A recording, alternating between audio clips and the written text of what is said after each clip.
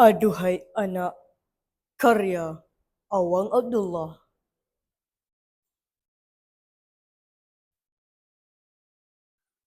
Aduhai anak,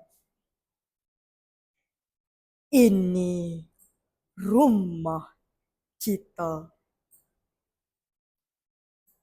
Pilarnya kebebasan, memancang daulat, bumi warisan.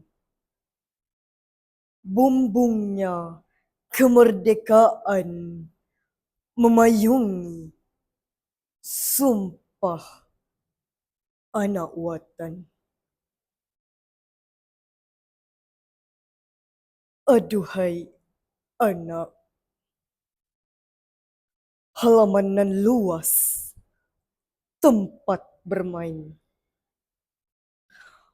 Pernah jadi ladang bara, disambar panas lidah berpucuk api, ladang pusaka dihampar. Saujana teka-teki.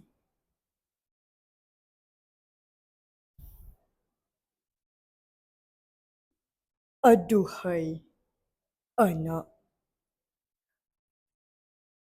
jejak-jejak hari sudah disiat pisau duka, hari kemarinnya syahdu tertusuk perih yang sebilu.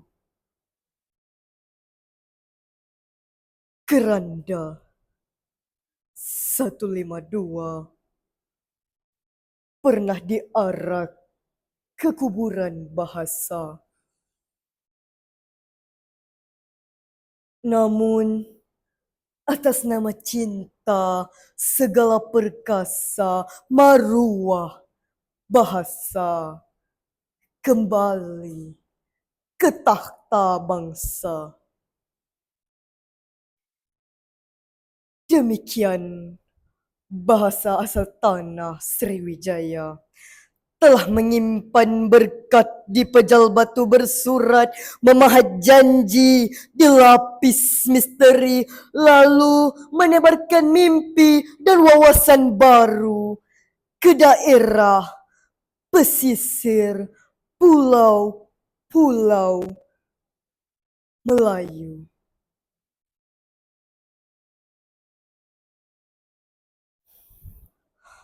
Aduhai anak,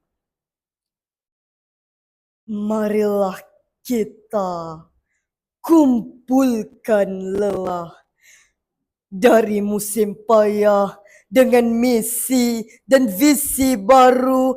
Jadikanlah Malaysiaku kota Astakona. Dari juringan cahaya, bukannya taman-taman kristal berimbah kaca.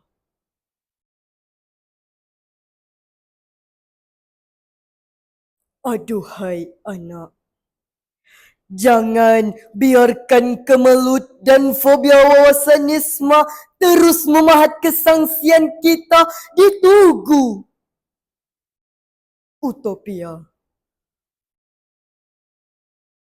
Aduhai anak, perjalanan ini tak selamanya berduri.